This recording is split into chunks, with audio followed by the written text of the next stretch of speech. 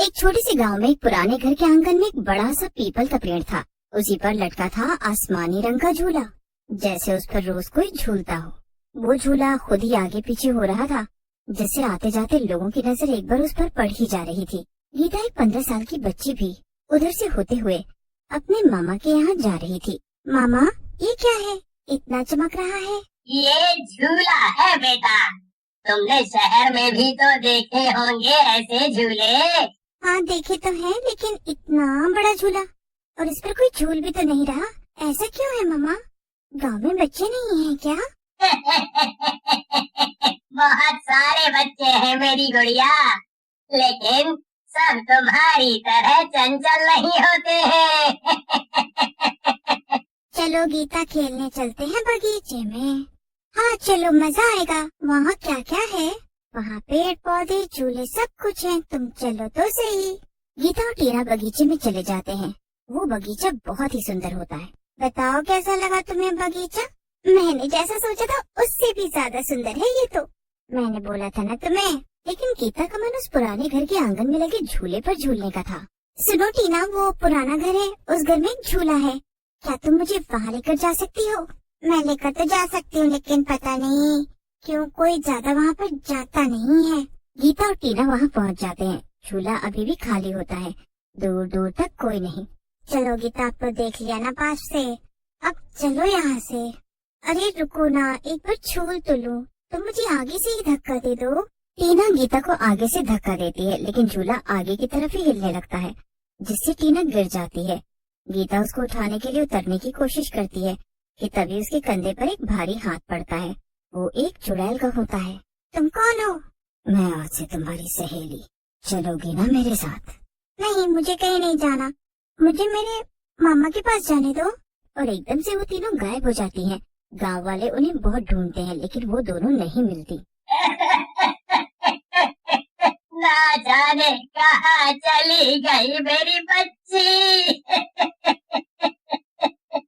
इस बात को 3 साल हो जाते हैं और बस पीपल का एक पेड़ और झूला वहाँ होता है। एक दिन डॉक्टर शेखर वर्मा एक परमाणु वैज्ञानिक होते हैं। बहुत केमिकल्स का काम कर लिया, अब गांव जाता हूँ, वहाँ आराम से प्रकृति के साथ बाकी का जीवन गुजारना है। काम करते करते वो थक चुके होते हैं, तो उन्होंने रिटायरमेंट ले लिया होता है। अपने परिवार, पत्नी अदिति और बेटे वेद के साथ वो इस छोटे वीरान गांव में शिफ्ट हो जाते हैं। ये कैसी जगह हम रहने आ गए, मुझे नहीं रहना यहाँ। ये झूला सच में आगे की ओर झूल रहा है, जबकि हवा तो पीछे से आ रही थी। ये गुरुत्वाकर्षण के नियमों के खिलाफ है।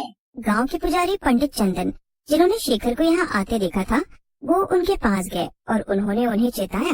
आप लोग यहाँ नए मालूम पड़ते हैं, मैं बस यही बोलूँगा कि उस झूले से दूर रहो, वो तुम्हारे समय का नहीं है, और जो भी उस पर बैठता है वो इस समय का नहीं रह जाता।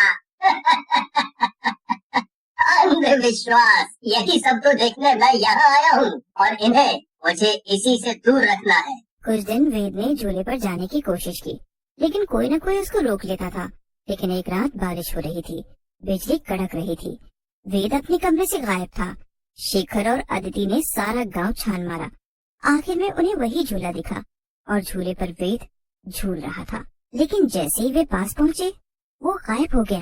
वेद कहाँ है? इतनी तेज बारिश हो रही है और इतनी रात में वो कहाँ चला गया होगा? मुझे नहीं पता, अभी तो यहीं पर था। वो जाएगा कहाँ? एक तो ये अनजान जगह, ऊपर से इतनी बारिश, मेरा बच्चा जाने कहाँ है? अदिति रोने लग जाती है और शेखर वेद को ढूंढने निकल जाता है। रास्ते में जाते हुए उसको वो आसमानी झूला दिखता है, जो उसके सामने एक बार तेजी से झूलता है, फिर एकदम से रुक जाता है। शेखर को महसूस होता है जैसे उसके पीछे कोई खड़ा है। वेद को ढूंढ रहे हो? वो अब मेरे पास है। कौन है? कहाँ है मेरा बेटा? वो तो गया, अब नहीं मिलेगा कभी। फिर वो चुड़ैल एकदम से गायब हो जाती है। शेखर अगले दिन उस पंडित को ढूंढता है। तब पंडित चंदन उसे सच बताते हैं। 100 साल पहले इस गांव की एक लड़की थी माया। वो बहुत सुंदर थी, लेकिन तंत्र मंत्र की साधना में डूबी रहती थी। जब गांव वालों ने उसे जिंदा जलाने की कोशिश की, उसने अंतिम समय में श्राप दिया, मैं लौटूंगी, समय से बाहर होकर, इस झूले से होकर, और तुम्हारे बच्चों को अपना बनाऊंगी। उस दिन से हर तीसरे साल गांव का एक बच्चा इस झूले से गायब हो जाता है और कभी लौटता नहीं। शेखर ने पंडित की बात सुन ली, लेकिन माने नहीं। अब 3 साल बीत चुके होते हैं। शेखर और अदिति अब टूट चुके थे, लेकिन 3 साल बाद एक रात दरवाजे पर दस्तक हुई। मैं हूँ माँ, आपका वेद, मैं वापस आ गया। अदिति उसको गले से लगा लेती है, लेकिन अब वेद पहले जैसा नहीं था, कुछ बदला था और वो धीरे धीरे बोलता था, जैसे कोई और उसकी जबान से बोल रहा हो। माँ, मैं वापस आ गया हूँ, लेकिन अब मैं अकेला नहीं हूँ। रात को अदिति ने देखा, वेद अंधेरे में झूले की दिशा में जा रहा था। वो पीछे पीछे गई। वहाँ एक औरत खड़ी थी, सफेद कपड़ों में। अदिति बेहोश हो गई। शेखर ने तय किया कि वो इस शैतानी टाइम लूप को तोड़ेगा। उसने अपने वैज्ञानिक ज्ञान का प्रयोग करते हुए झूले के आसपास एक चुंबकीय एनर्जी फील्ड तैयार किया। लेकिन एक समस्या थी, उसे झूले पर खुद झूलना होगा। शेखर ने झूले पर बैठते ही आंखें बंद कर ली। जैसे ही झूला आगे बढ़ा, वो एक अंधेरी सुरंग में चला गया और हर ओर छोटे छोटे बच्चों की चीखें। ये क्या? ये कौन सी जगह है? मैं ये खेल खत्म करूंगा। मैं भी साइंटिस्ट हूँ। मैंने कुछ ऐसा बनाया है जो तुम्हारा खेल खत्म कर देगा। और तुमने जिन बच्चों को चुराया है, वो सब वापस आ जाएंगे। उससे पहले मैं तेरी जान ले लूंगी। चुड़ैल गुस्से में उसकी तरफ जाती है और एक हाथ से उसकी गर्दन दबाने लगती है। शेखर का दम घुटने लगता है, लेकिन शेखर हारता नहीं है और वो बड़ी मुश्किल से अपनी जेब से एक डिवाइस निकालता है, जिसे उसने टाइम ब्रेकर कहा था। उसने जैसे ही डिवाइस चालू किया, पूरा टाइम लूप कांपने लगा। नहीं नहीं, वो चिल्लाई, अगर तुमने इसे तोड़ा तो मैं हमेशा के लिए बंद जाऊंगी। तुम ऐसा नहीं कर सकते। घर जाओ बेटा, तुम सब अब आजाद हो। और पापा, मैं अभी थोड़ी देर में आ जाऊंगा। मुझे एक काम करना है। आप लोग जाओ बेटा। वो एक एक कर सारे बच्चों को वापस भेज देता है। उनके माता पिता अपने बच्चों को देखकर खुशी से रोने लग जाते हैं, लेकिन बच्चे जैसे गए थे वैसे ही वापस आए होते हैं।